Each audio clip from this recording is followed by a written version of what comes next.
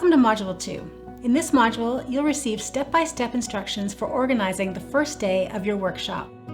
We'll review a sample agenda and go over the highlights of your workshop. We'll reflect on the big idea and why it's so powerful, and discover how summation words can show us how all feelings are impermanent and can change by making art. You'll also find 4 key tips for managing the group.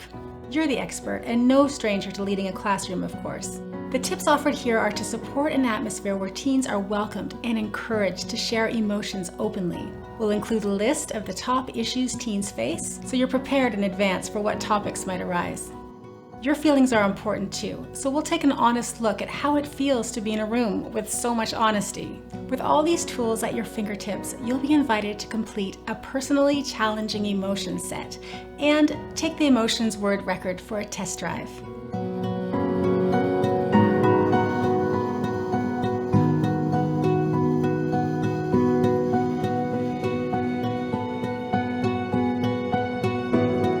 As we move forward, learning how to create a feeling of community within your customized social-emotional workshop, you're invited to bring your questions and share your insights in our private Facebook group, Dream Up Now, Leaders, Success, and Support.